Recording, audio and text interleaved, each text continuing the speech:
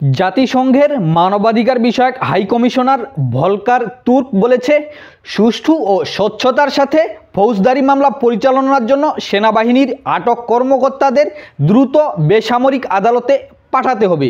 অবস্থা দেখে মনে হচ্ছে বাংলাদেশে সুষ্ঠু বিচার ব্যবস্থা নিশ্চিত নিয়ে খুব বেশি আন্তরিক ভলকার তুর্ক।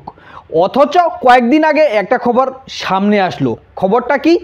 বিচারকদের বদলি পদায়ন কমিটিতে অ্যাটর্নি জেনারেল। বিচারকদের বদলি পদায়ন কমিটিতে যদি সরকারি আইন কর্মকর্তা থাকে, তবে বিচার বিভাগের স্বাধীনতা কোথায়?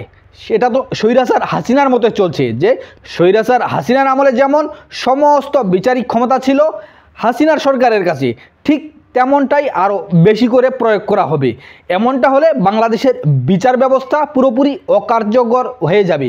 সেনাবাহিনীর বিরুদ্ধে যে গুম খুনের অভিযোগ এসেছে, এটাই বাংলাদেশের সব গুম খুনের ঘটনা নয়। তাছাড়া আরও বহু গুম খুন হয়েছে বাংলাদেশে, এবং ভবিষ্যতে আরও অনেক গুম হবে, খুন হবে।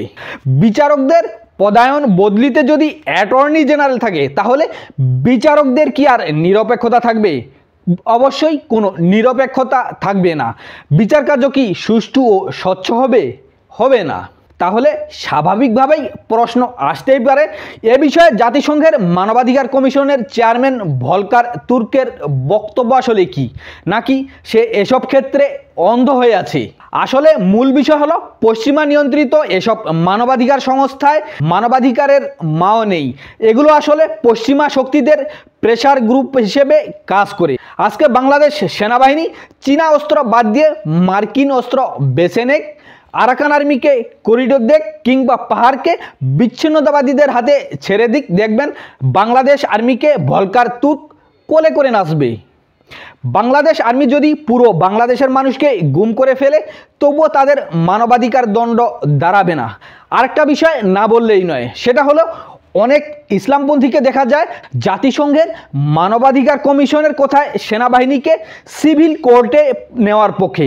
অথচ ওইসব ইসলামপন্থীদের কিছু বিষয় অবশ্যই জানা উচিত।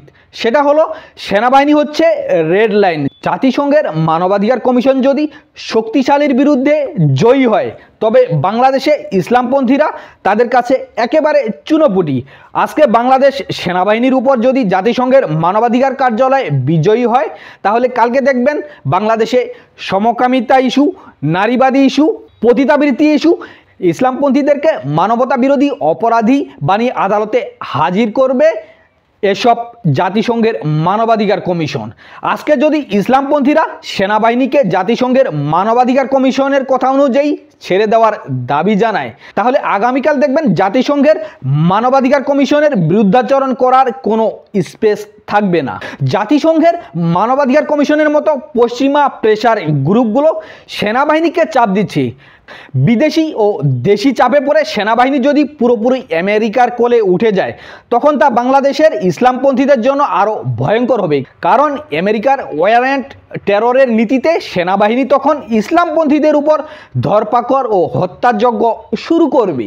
বিগত সময়ে স্বৈরাচার হাসিনার আমলে যেরকমটা ঘটেছিল, তার থেকেও আরও ভয়াবহ আকার ধারণ করবে। সুতরাং কাকে কার হয়ে চাপ দিচ্ছেন, এটা জনগণকে জানা উচিত, জনগণের এটা নিয়ে চিন্তা করা উচিত। আমাদের দেশে কেউ যদি অপরাধ করে, তবে তার বিচার দেশীয় সিস্টেমে হবে, দেশীয় আইনে হবে। কেউ হত্যা করলে তার সর্বোচ্চ শাস্তি হবে মৃত্যুদণ্ড। কিন্তু জাতিসংঘের মানবাধিকার সিস্টেমে কোনো মৃত্যুদণ্ড বলে কোনো আইন নেই। মৃত্যুদণ্ড তারা চায় না, তারা বরং মৃত্যুদণ্ডের বিরুদ্ধে। তারা মৃত্যুদণ্ড বা ক্যাপিটাল পানিশমেন্টকে মানবতা বিরোধী মনে করে। সুতরাং তাদের সিস্টেমে বিচার চাওয়া মানে আরও বিচারকে হাস্যকরে পরিণত করা। যেমন তারা স্বৈরাচার হাসিনার মৃত্যুদণ্ডের বিরুদ্ধে ইতিমধ্যে তারা বক্তব্য দিয়েছে। অন্যদিকে ওসি প্রদীপ একাই 200-র উপর হত্যাকাণ্ড ঘটিয়েছে। এই ওসি প্রদীপেরও আর কোনো মৃত্যুদণ্ড কার্যকর হবে না। এরকম যারা শীর্ষ সন্ত্রাসী আছে, যারা দেশে শত শত না হাজার হাজার গুম খুনের সাথে জড়িত, যেমন জিয়াউল আহসান, এই জিয়াউল আহসান 1000-এর উপর হত্যাকাণ্ড করেছে, কিন্তু জিয়াউল আহসানকেও মৃত্যুদণ্ড দেওয়া যাবে না এই জাতিসংঘের মানবাধিকার কমিশনের কথা অনুযায়ী। আর যে জাতিসংঘের মানবাধিকার কমিশন বাংলাদেশ নিয়ে এত নাক গলাচ্ছে, এই জাতিসংঘের মানবাধিকার কমিশন গাজায় কি করেছে? তারা সেখানে গণহত্যা থামাতে পেরেছে? কোনো কার্যকর উদ্যোগ গ্রহণ করেছে? করেনি, বরং গণহত্যাকে তারা সাপোর্ট করে গেছে। আর ইউনূস সরকার বাংলাদেশের সেই জাতিসংঘের মানবাধিকার কমিশনকে অফিস করার অনুমতি দিয়েছে।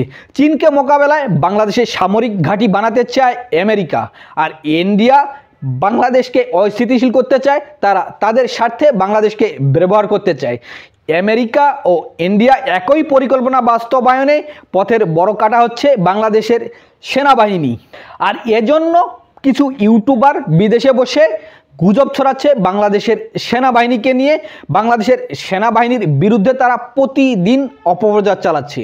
অর্থাৎ যারাই সেনাবাহিনীর বিরুদ্ধে অপপ্রচার চালাচ্ছে তাদের মতলব পরিষ্কার। বাংলাদেশে কিভাবে ইরাক, সিরিয়া, লিবিয়া, আফগানিস্তানের মতো করা যায় সেই ষড়যন্ত্র করছে ভারত, আমেরিকা বা পশ্চিমাদের দালালেরা। তাই বাংলাদেশের জনগণকে সচেতন হতে হবে। বাংলাদেশের স্বাধীনতা, সার্বভৌমত্বের জন্য বাংলাদেশের সেনাবাহিনীর পাশে বাংলাদেশের জনগণকে দাঁড়াতে হবে। বাংলাদেশ নিয়ে ভারতের চক্রান্ত যেমন বাস্তবায়ন হতে দেওয়া যাবে না, ঠিক তেমনি বাংলাদেশ নিয়ে আমেরিকার চক্রান্ত বাস্তবায়ন হতে দেওয়া যাবে না।